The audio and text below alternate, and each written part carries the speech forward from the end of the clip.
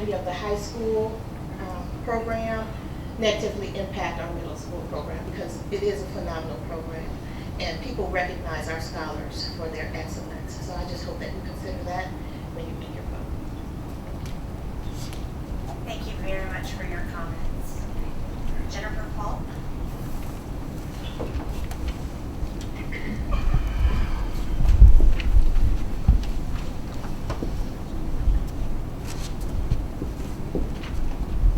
Morning, commissioners. Morning. You really need someplace to set your notes on this.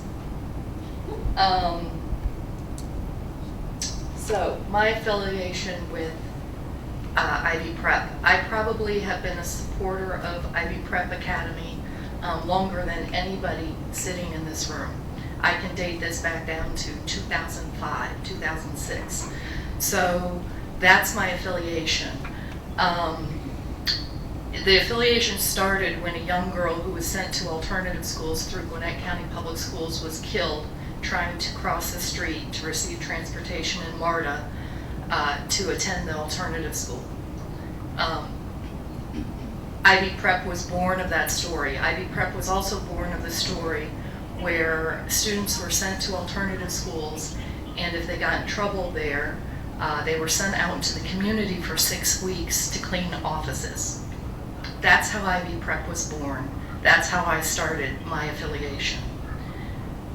Charter schools are all about parent choice, and I have never seen a more horrific example of parent choice being ripped from parents, not 3 years ago, yes 3 years ago, and also as early as yesterday. The actions that have been taken by the board and by the current staff completely diminished everything that you stand for, everything that you're in here for, which is supporting parent choice. If parents don't want their children in the high schools because they're reviewing the academic material, they have the option to move.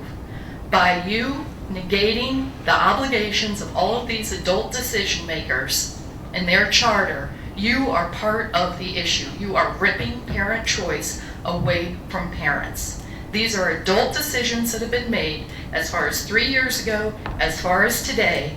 You can send a message back to this school to say, go back and educate your kids by not amending your charter. I'll very quickly take you back to 2011 when your #1 charter school in Georgia, Gwinnett Math and Science, was accused of creaming students, requiring additional information before acceptance, accused of not serving students with special education, which I just heard a few moments ago was apparently being done at Ivy Prep, not serving students with ESOL. And instead of amending a charter, and what they, excuse me, can I just finish this sentence? What the Georgia Department of Education did is they sent a letter to Gwinnett County Schools and said, you will abide by your charter obligations, period. And now look at what's happened. The interventions that were put in place for children going into that school were intensified. You had the opportunity to vote not to amend the charter, and I would encourage you to follow your gut, because many of you are sitting here knowing that that's the right thing to do. Thank you. Okay.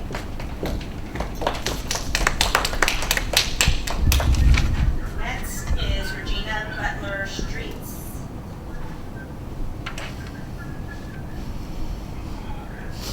Regina here? No.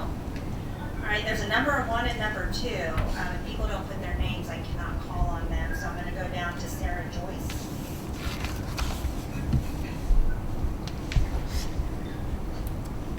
I just got a text. They're stuck in the elevator. Those 3 people. The elevator's stuck and someone's passed out. So I don't know. I'm just going to go outside. Okay. I'm sorry. No, please do. Hi. Sorry. My name is Sarah Joyce. I have 3 children that were Ivy Prep. I had a graduating senior that I just had to pull out of Ivy Prep and place it to another school. I have 2 children in middle school. I agree with you, Mr. Williams, and I agree with you, Mr. Loudon, about the school. The school is not performing correctly. If it's not performing, it's not helping the children. I agree with that. I have no problem with that. My problem is the way it was done. And I voiced this to the board more than once. My child's senior year is ruined. She took her senior pictures for Ivy Prep on September 28th. I got a call September 30th from her telling me the high school was closing. Minutes before that, actually, I had got a letter from the principal saying that there was a very important letter coming home. And then I'm like, okay, this is the letter that he was talking about. Then about 30 minutes or 45 minutes, I got a letter saying the actual school was closing. And the board had voted. But on October 22nd, I attended a board meeting. They voted then. I believe they put the cart before the horse. I know they did. I don't know what the reason was, because to me it's all been lies. I have taken my daughter, when I went to transfer her to Norcross, they had told my daughter, nobody told me, because I'm not necessarily going on what they're saying, I'm going on what I see in facts. I took my daughter to register and they said, oh, don't worry about it, Georgia Connects, Georgia virtual grades, because they're not going to look at them. And my daughter's like, and I told my daughter, I said, stay on top of your Georgia virtual for your grades, because your grades going to transfer. She said, no, they told me not to. Okay. Bella's first thing she did was pull my daughter's Georgia virtual grades and not Connexus. And actually that same day, I got an email saying that my daughter has not been